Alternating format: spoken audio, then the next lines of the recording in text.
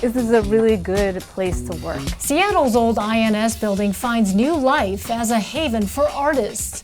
Now they're fighting to save it from being sold. Where do all those artists go? Before summer ends, the city is encouraging people with disabilities to rent a bike for free. Let's go. Right there out in the field. A popular Seattle park plays a pivotal role in the early development of air travel. That would have been quite the thing to see. These stories and more next on CityStream.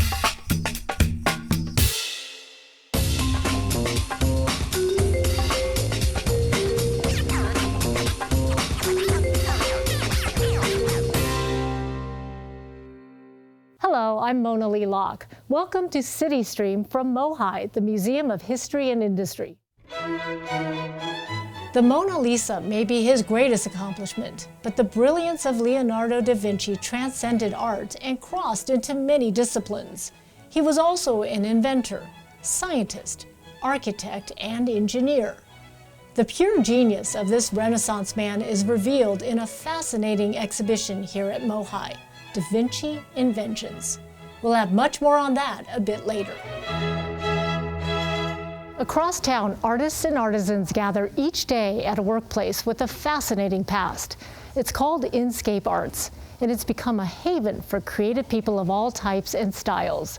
For decades, it was known as the INS building, the first stop for new immigrants to the city. But now the historic structure is for sale, and the arts community is working to save it. Producer David Albright has more.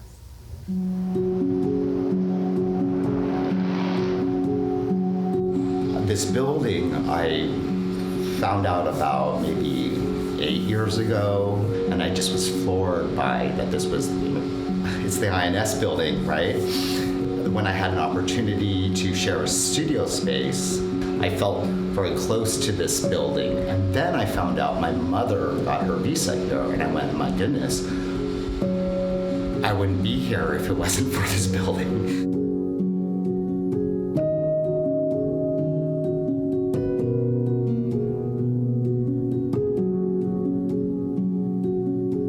In March, the building went up for sale, and so a number of us tenants started to discuss, well, what does that mean, or what could we possibly do? This is the largest studio building in Seattle, and artists, they tend to be pushed around to different locations. This is a really special building, and it's also a really valuable space. This is a really good place to work. When an artist comes in to work at this location, there's just so much content and meaning working and creating in this space. Seeing a body wrapped on the building, I think gives life to the building. The High Wall is an outdoor projection project for artists working in their art with issues of diaspora and borders. In a way, reclaiming the space, what better way to do it in a very public way that really makes an intervention on the facade of this building. Just being able to have a space where I can focus on making. This is the printmaking studio. So etching, woodblock, screen print. A lot of the work that happens here requires a building of this type. There's some real infrastructure that's available here that is not widely available in Seattle, and certainly not affordably. I started off as an artist just by drawing on shoes, and here at Inscape I went from a pencil and a pair of Vans to having the fastest growing native-owned business in the United States or Canada. Like so many artists that were just making one-off pieces and then selling them, it was important for 8th generation to start small. So I got a 400 square foot space here at Inscape. There are so many different kinds of benefits to having a community-based art space like Inscape that it would be a terrible shame to ever lose it. There's a lot of plaques and reminders of where you are throughout the building, but the names on the walls were written by a human, somebody that was here, and that always struck me as profound is like there's humanity in the writing on the walls.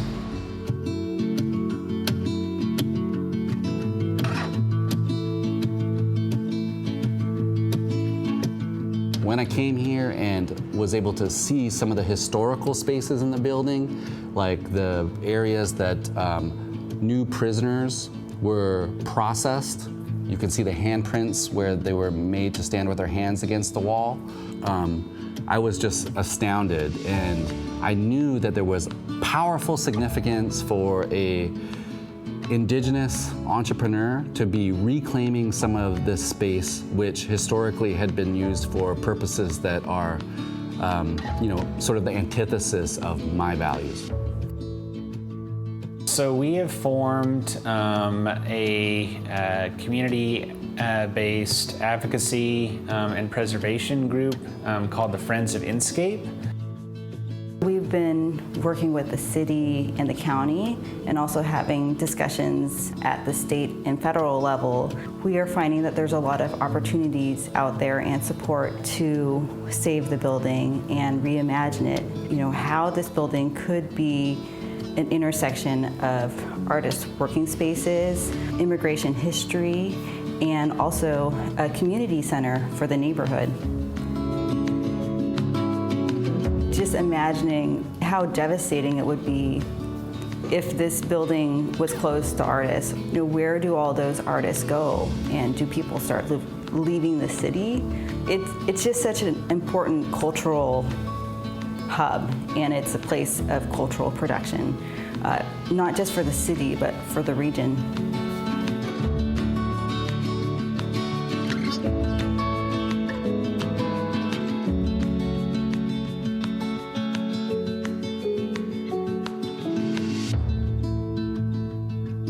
The Friends of Inscape group is currently gathering testimonials and messages of support through their website. Also, Britta Johnson and Raphael Soldi's The High Wall Project just finished its summer run with a projection that offered glimpses of Seattle's historic Japantown. If you'd like to learn more about the group, go to their website, friendsofinscape.org. Just ahead, the city partners with a nonprofit offering free bike rentals to people with disabilities. Details as CityStream continues.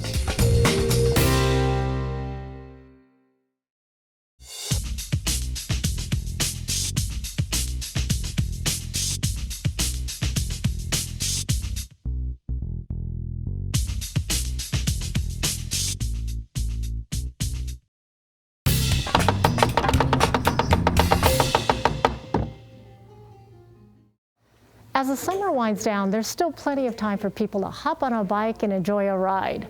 For people with disabilities, it can be a challenge to find the right bike, but a popular program is offering all types of adaptive cycles, and the best part, the rentals are free. It's a partnership between the city's transportation department and the organization Outdoors for All. Brian Callanan explains. It's not always easy for 15-year-old Milo Lawson to get around, a fact his parents know very well. For Eric and I, it's a lot of stress. We don't sleep. He doesn't sleep at night. He has seizures all day. He wears a helmet 24/7 because he could have a drop seizure at any time. Milo, who developed epilepsy and autism at age 1, has challenges with basic movement that affect all 4 members of his family. We don't do anything. We don't really go on vacations. There's a couple of places that we go because there's a pool where he can swim, but getting on an airplane with him is just super hard, and taking him anywhere is super hard. Let's go. But get this young man on an adaptive bicycle at Outdoors for All in Magnuson Park, and the concerns about his constant health issues start melting away with the powerful medication of being able to move outside like everyone else. Don't you remember the first time you learned to ride a bike? What did that make you feel like? It's as close to Harry Potter magic as it gets. That's Ed Bronston, Executive Director of Outdoors for All, a nonprofit which has been helping our entire community enjoy outdoor recreation for more than 40 years. We help everybody, people with and without disabilities, get out and go cycling and skiing and kayaking and rock climbing. But our cycling program in particular, doesn't matter whether it's raining, doesn't matter whether it's sunny, we can get everybody out on a bike. Milo is loving this. Thanks to a partnership with the Seattle Department of Transportation, Outdoors for All is able to provide free rental of these bikes through the month of September. Keep going. A family that once felt stifled is free, and a person who once felt ostracized is riding high. When we go out on our bikes, we become the cool kids because everyone's like, well, let me look at that bike, how's that? As opposed to someone who might get picked on, or as opposed to someone who's left behind. This way, everybody's included and everybody gets to have some fun outside. Outdoors for All has 250 bikes like this one, what's believed to be one of the largest fleets of adaptive bicycles in the world, and they're making an impact all over Seattle and King County. Outdoors for All brings its bikes out into different neighborhoods, like here at Seward Park in southeast Seattle, to encourage as much participation as possible. I'm sure there's a lot more people in the city of Seattle that, if they knew about this program, would love to use it. Ann Sudfin is the Mobility Solutions Manager for the Seattle Department of Transportation. Like Outdoors for All, SDOT's mission is to make Seattle more accessible by improving access to mobility options for people dealing with physical, cultural, or financial barriers. It's front and foremost for us. All ages and abilities for active transportation is very important to us. SDOT support has helped double the number of rides for the Outdoors for All adaptive bike program. Not just helping the Lawson family, but helping reduce traffic congestion and fossil fuel pollution too, for every family in the city. Making our community a place that you can get around by biking and walking makes for a healthier community. Outdoors for All in their adaptive cycle program is such a treasure in our city, and the fact that we can amplify that is wonderful. We're lucky. The Lawsons say they're the lucky ones. Giant leap out of the doldrums and into fun, and you forget about any lack of ability. Eric Lawson is hoping Outdoors for All can help everyone see how people who have special needs have some special insight to offer too. It's just a wider lens of what empathy looks like, and providing equity for kids that have abilities that just diminish their ability to do things that typical kids can do. Put simply, if a family dealing with this many challenges can discover the joys of riding a bike, you probably can too. So spread the word. Outdoors for All really is for all of us. It is extraordinary. And I get very emotional over it because there's so many more people who could take advantage of this. And we've just got to find a way to get them out there because everybody can do it. It's his favorite thing to do. The Adaptive Cycling Center is open at Magnuson Park through September. For more information on the program, go to outdoorsforall.org. We'll be right back.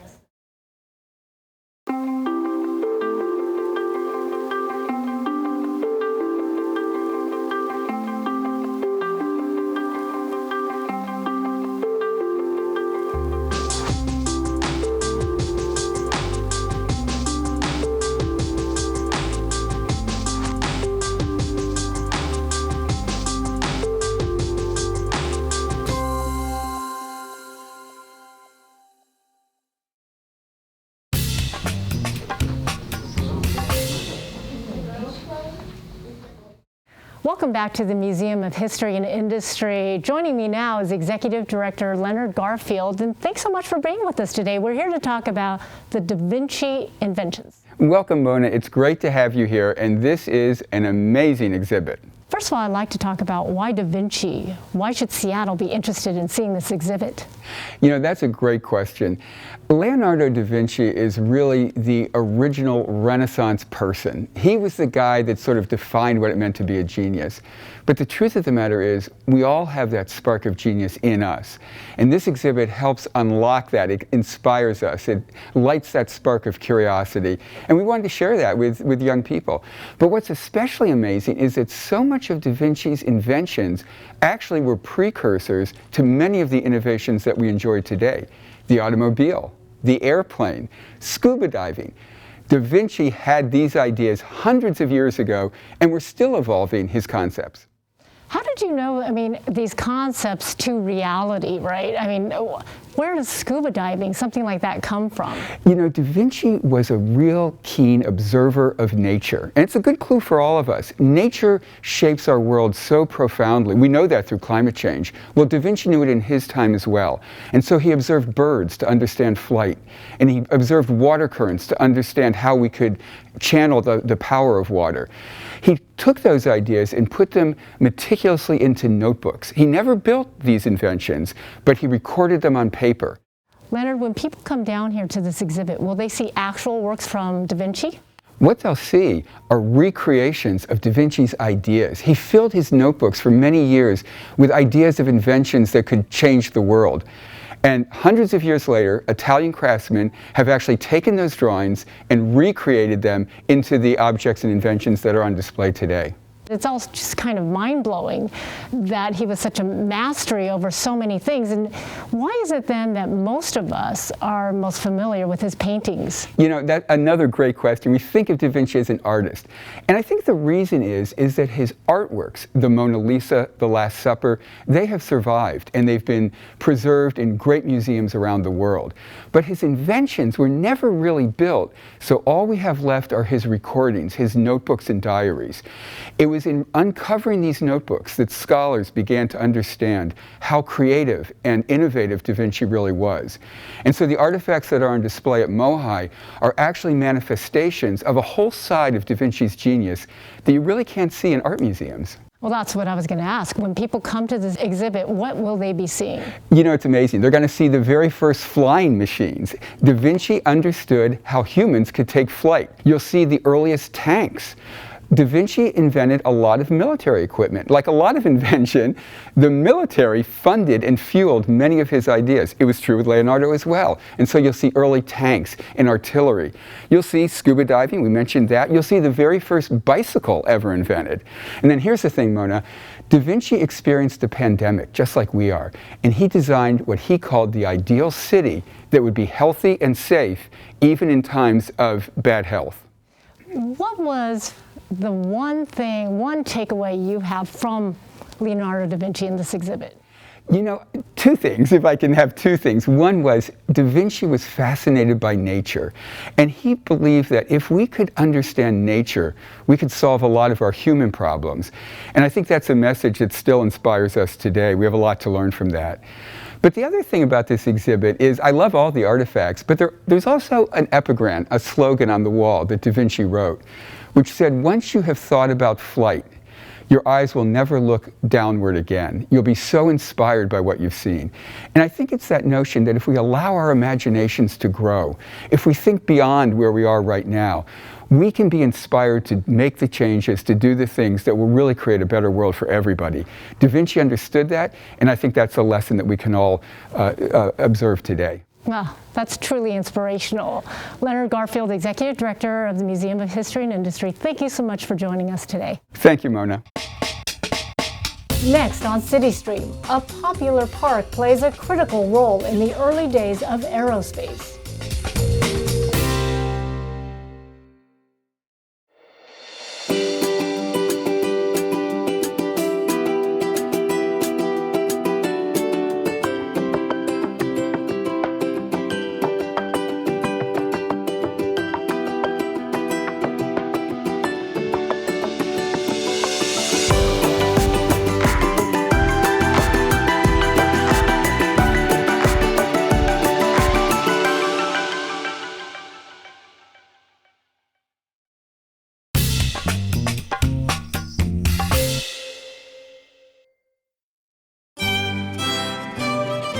Many know Leonardo da Vinci as one of the greatest artists in history, but as an inventor, some of his earliest ideas would later become commonplace.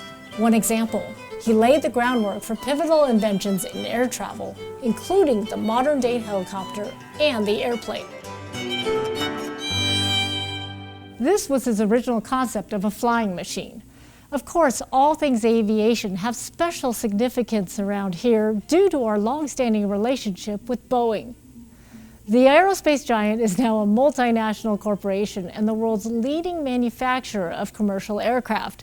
But nearly a century ago, the waters off a popular Seattle park were pivotal in Boeing's early development. Felix Bonnell explains.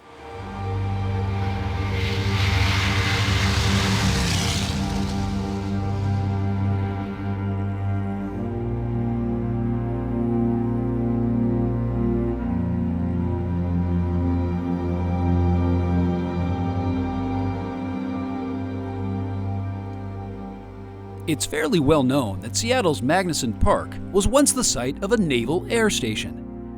The old hangars and remnants of concrete runways were silent witness to the military activities here from the 1920s to the 1970s. And now many have been converted to recreational uses. What's not as well known is how much the Boeing Company's early history and Sandpoint history are linked together, almost from the time a plane first landed there in 1920. The Sandpoint connection is a very interesting one. I wish, frankly, as a historian, that we knew more about it than we do. Dan Hagedorn knows more about aviation history than just about anyone around here. He says that not many people know that in the 1920s, Sandpoint was a key part of Boeing's rapid growth as an aviation leader. Boeing did very actively make use of that airport simply because there were very few hard surface, long runway areas capable of taking the airplanes of the day. Boeing historian Mike Lombardi says that, believe it or not, Sandpoint was where Boeing actually assembled some of its earliest aircraft.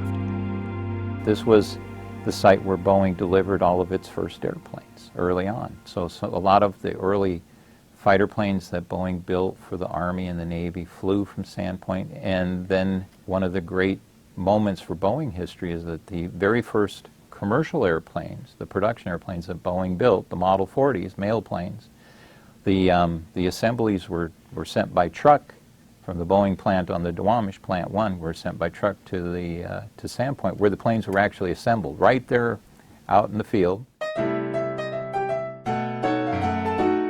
The Boeing mechanics who put together the company's own planes at Sandpoint also played a critical role in the famous, but mostly forgotten, Around the World flight that began on the shores of Lake Washington almost 100 years ago. One of the great events in aviation history began there at Sandpoint. In 1924, the United States Army had this goal to be the first to fly around the world. And Douglas Aircraft built the airplanes, the Douglas World Cruisers, to do that flight. And those planes were flown up to Sandpoint, and Boeing modified the airplanes, put floats on them so they could fly off of Lake Washington and then continue their route to across the Pacific with floats.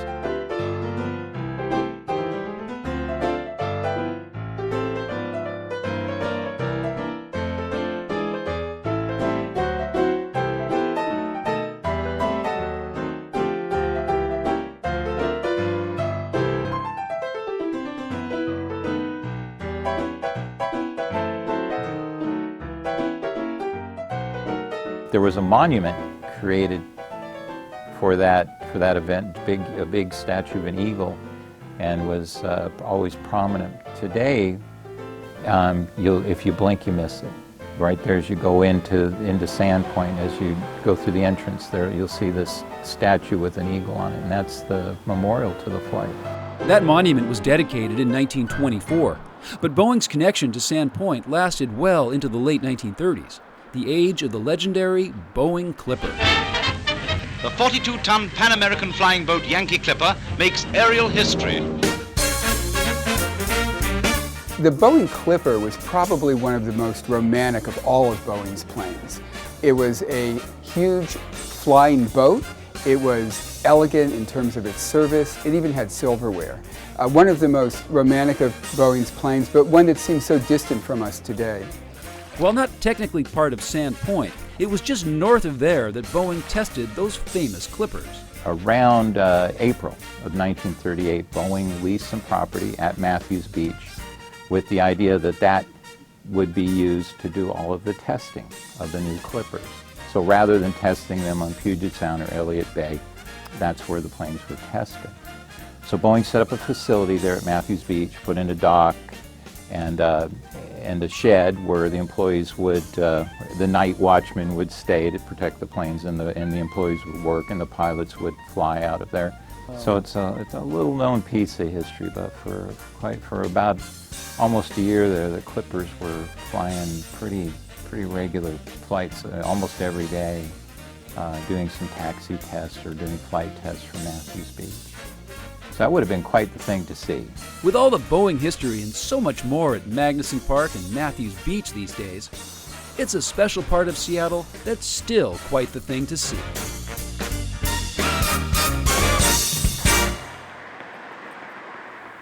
That wraps up this episode of CityStream from the Museum of History and Industry. Remember, if you'd like to learn more about Da Vinci Inventions and its interactive exhibits like this flywheel, go to their website, mohi.org.